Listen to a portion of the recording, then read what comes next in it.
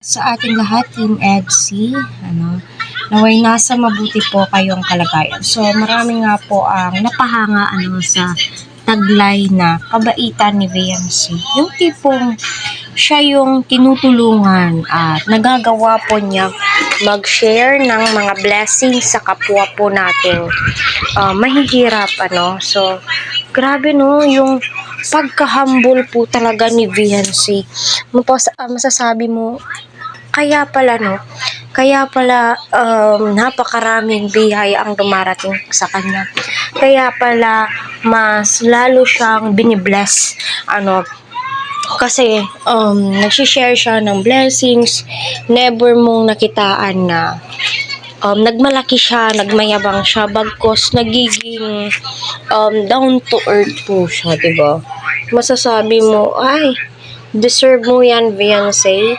No, deserve mo yung mga blessings na dumarating sa'yo. Deserve mo yung biyayang natatanggap mo at ng pamilya mo, diba? Kasi kita naman po natin na mahigit 1 taon na po silang tinutulungan. Pero ganun at ganun pa rin po ang kanilang ugali at never mo pong nakitaan na nagmayabang sila. No? Ang napakabait po talaga ng pamilya ni Beyonce. Kaya patuloy po natin suportahan syempre si Kalingap Rob, Kuya Val at ang buong team. Huwag po natin skip ang kanilang ads para sa ganun nga po ay marami pa pong kababayan po natin ang kanilang malingap and syempre ang kanilang matulungan. At ayun, sa pagpunta nila Kalingap Rob ay marami nga po silang natuklasan na ugaling meron si Beyonce. Malaki po talaga yung pinagbago ng buhay nila Beyonce, simula na matulungan nila Kalingap Rob, especially ng mga sponsors.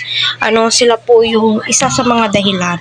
At si Dr. Love, Kalingap Edu, alam naman po nating lahat yan. Kaya nga po, mas lalo silang minamahal, mas lalo po silang tinatangkilik, at lalo po silang binibless. Dahil sa ugaling meron sila, makikita mo naman po talaga yung bakas, yung pagmamahal ng Team Kalingap kay Beyonce. At especially, ang mga viewers, supporters, mga team marathons, grabe yung tiwala, hindi po tayo nagkamali ng sinasabi kay Beyonce kasi nga po kita naman po natin at maraming salamat sa lahat na sumusuporta sa lahat ng Team Kalingap at lalong lalo na po kay Beyonce.